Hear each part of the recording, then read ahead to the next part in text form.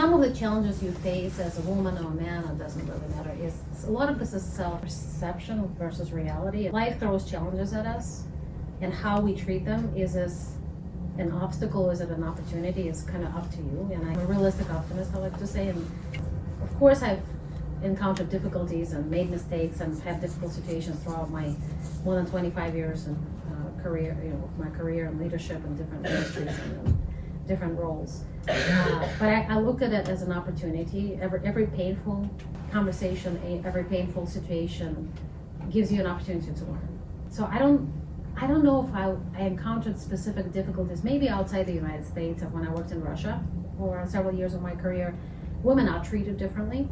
It doesn't really stand in your way of what you accomplish at work, because in a professional situation, especially if you work for the right company, you have the right subculture, and GE is kind of agnostic to your gender in a good way. I didn't feel disadvantaged. I did feel disadvantaged, or kind of got into funny situations and stereotypes about women should stay in the kitchen and get pregnant, have kids and all this kind of stuff, which I do have kids and I was pregnant a couple of times, right? But it's not, so what? It's not stopping you. In Russia, that's not necessarily how the wider society perceives. So I'll give you one example that's more personal / professional. My husband is a stay-at-home dad. He's a former police officer. Early in our career, we're college sweethearts. We met 27 years ago. I know this sounds absolutely ancient. I was young. I was 18 years old when I met my husband. He was 19. He was my college sweetheart. He's American, born and raised in Tennessee, and we started dating. We got married. He was working as a part-time police officer while getting his degree in sociology and criminal justice was his minor. Anthropology, he studied that too. I was a business major. I started a business club, and I made him to be my first business club member as I was recruiting people. But anyway, so we've gone through this journey together. Somewhere early in our career, in our early 20s, we actually started moving for my role and for my career. That was before GE. And he gave up his career to support mine. And I will tell you, even in the United States, that's quite unusual still. In Russia, it's nonsense. It's absolutely, I would have people just look at me, what's wrong with you? What do you mean your husband doesn't work? And having to feel those questions gets uncomfortable. You get used to it, right? You just grow thicker skin and say, well, that works for us. But that's something that's been a pressure for most of my life, right? Like people, nowadays it's changing, and people, a lot of men I meet were like, oh cool, I want to do that too. I want to stay at home. And the other thing I learned from that, I never call it my career, it's our career. I wouldn't be able to do what I do without my husband, right? For every pod there's a lid that fits. Our family works because it fits together. And yes, it is an unusual situation, and if somebody, I've learned after you turn 40, you really don't care about what people think as much anymore. So I learned not to care. But early in my career, early in my life, it did bother me when people raised an eyebrow. What do you mean your husband doesn't work? What does he do all day? Well, he takes care of the kids. You know how hard that is? I occasionally push play on the washing machine. That's my contribution to, doing household chores. I help him, and I put the dishes away. I'm not allowed to load the dishes into the dishwasher because apparently I don't do it right. So that's pretty much it, but it works for us. So that's kind of a long-winded answer of, what challenges I don't necessarily think I've had a lot of challenges as a woman in the workplace, but as a strong woman, type A personality, in the society, focused on my career, do I get uncomfortable questions sometimes? They used to be uncomfortable, they're no longer uncomfortable, it's a question of perception, but yes, of course, it's different. My husband, as I said, he is the lid to my pot. He's my best friend. He's my partner. It's his birthday tomorrow, so I'm looking forward to have a special weekend for him. And my parents, absolutely. So my parents are scientists, as I said before, engineers, metallurgists, so black metals. So they grew up and worked all their lives in the Scientific Research Institute, one of the largest scientific research institute around metallurgy in Russia, in the Soviet Union at the time, dedicated their life to science, and they taught me early on the value of STEM. I used to write out numbers, measurements on the millimeter paper. So that's what I grew up on, millimeter paper and with metal samples on glass with a lamp underneath our table at home. That's what surrounded me. So I always had fascination with science. I also always wanted to make money. and go places and support my parents. So I kind of went into the business direction of figuring out how to put together companies and teams that deliver results in technology, and that's where I ended up doing with my life. But that's my parents, I think, giving me the encouragement, the motivation, the faith in my future, and ultimately when I was 17 years old, letting me leave home and go overseas, which right now we have FaceTime and all kinds of technologies. Back in 1995 when I left Russia and came to the United States as an exchange student to high school, 12th grade, that was before internet, which meant snail mail, and which meant a phone call 1 minute cost $85. My parents were making $150 per month together. So that was not an option. So letting your kid go somewhere you've never been before, across the ocean, when a kid is 17 years old. Of course, you think when you're 17, I'm an adult, right? You're not. You're just stupid, right? And it's a blessing. And now that I'm a mother of an 18-year-old daughter, the fact that my parents let me spread my wings and go and just leap into a new life was probably the biggest, kind of pushing me out of the nest, or letting me jump out of the nest, and still loving me and supporting me and being there for me. It's been tremendous. And I'm very blessed. My parents are 82 years old. They live in Prague, Czech Republic. My dad unfortunately has dementia, so healthcare story is personal on many levels. My mom is a cancer patient, but she's doing well. And they still support me. They're still there for me. They still know about what's going on at work when we have a manufacturing hold, or when the APL knows what's going on, right? So they actually learned the concept of lean. My mom loves the concept of lean, right? So just being able to talk to your parents about this and just feeling that support is tremendous. And then last but not least, my sister, she's 9 years older than me. There's only 2 girls in the family. She lives in Spain. And again, she's my biggest cheerleader, supporter. And when I got super homesick and just crying in the bathroom every night, about 6 months into my first year in the United States, we couldn't afford to bring my parents there, but she went and worked extra time and got the money together to come and visit me in the States and just give me a hug. So just, thankful to them. And of course to my friends, to my many colleagues, and many, many people who gave me opportunities and supported me, but it starts with your family. Ooh, don't stop what you're doing. First of all, guys, the fact that you're here already sets you apart, because you wanted more something. Many people will say, oh, cool, and walk away, right? Life gives you chances, take them, right? I never could have fathomed when I was growing up in the 400 square feet apartment with cockroaches that I would be a GM of an international global business, right? What led me there is obviously people, great question, who support you and don't afraid to ask for help, but also taking those chances and being curious and saying, yes, I will try that. Don't do drugs, but I will try anything that's not harmful. Just take those chances, being proactive. My mom said, this is a joke, but not really. She said, if you want to meet a guy, you got to get out of bed and leave the house, right? She wasn't saying that to me. I met my husband when I was 18, obviously. So, but if you want to achieve anything in life, you're not going to do it sitting on your butt and doing nothing. You got to create chances for yourself, right? To achieve anything. You guys already are on that path. Don't stop. Just, if there's a choice between doing something and not doing something, do something. Again, I'm talking about safe and productive situations, not crazy teenager stuff that some of you might be thinking about already. Do that too, but be safe. So explore life, right? I have a fun story for you there.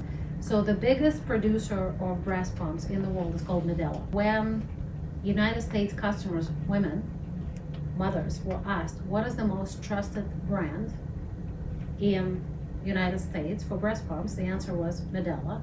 Then the question was, what is the second most trusted brand? The answer was GE. GE does not make breast pumps.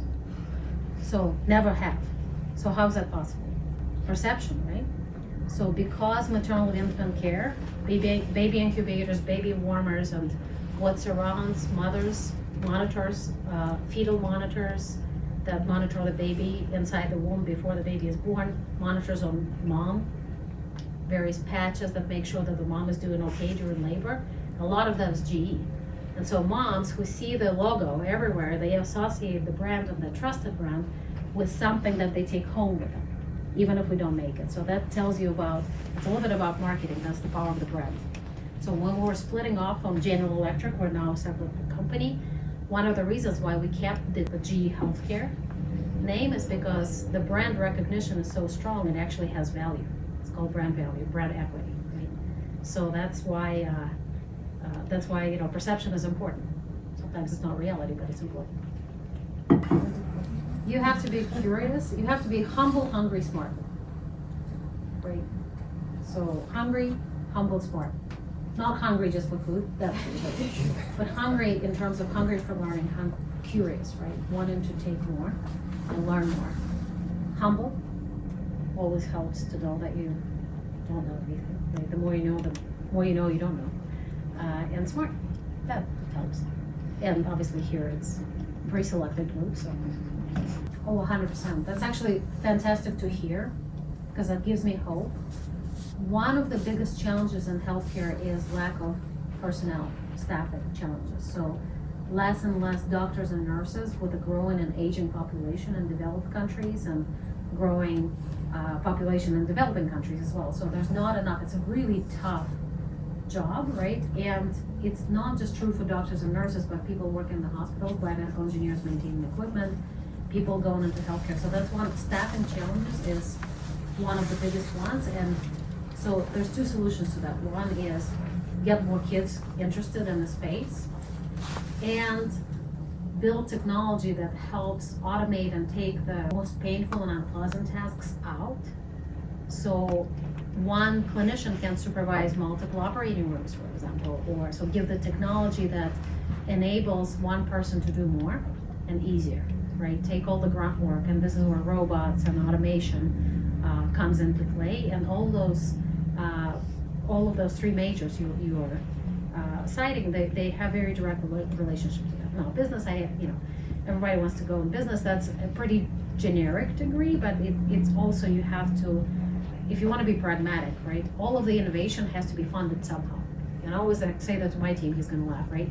But you have a budget for research and development. Where do you get this money as a corporation? There's two choices. How are you going to fund your research? For those of you who are a business group, right? You have to do fundraising, right? Either you're nonprofit and you get somebody to give you money, or you're a corporation that generates revenue and margin, so the difference between price and cost, to reinvest into innovation after you pay your people and pay for buildings, things like that.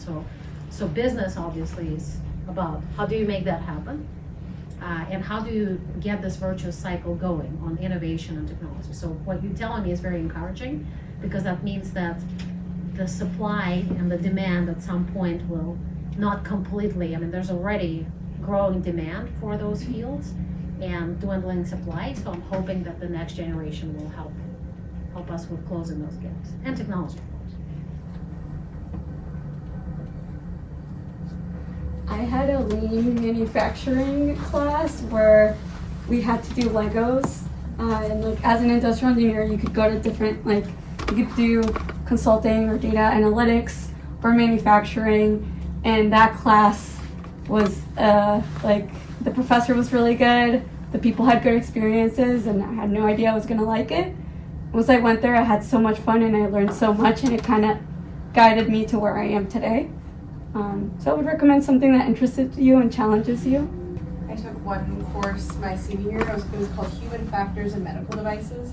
And human factors is a field in industrial engineering. Actually, it talks about basically how we interact with technology, but both physically, right? Like how sometimes just ergonomically, right? Like I don't want to reach for something really heavy and really high, or like how we perceive things. So this class talked a lot about healthcare settings. So like Alla talked about the staffing shortages and just how many patients a lot of nurses have to care for.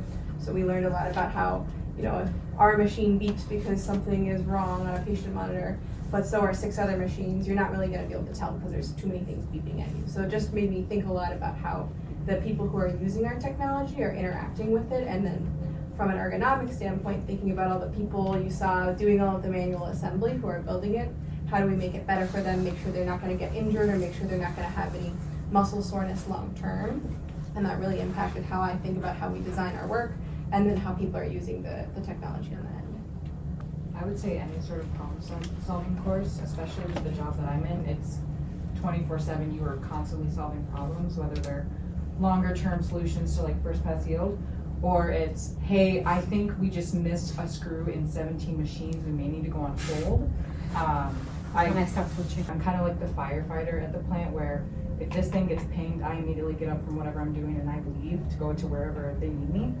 I can leave a meeting, I can be presenting, I'll be like, you guys, sorry, gotta go, bye. There's something on the floor that needs my attention immediately.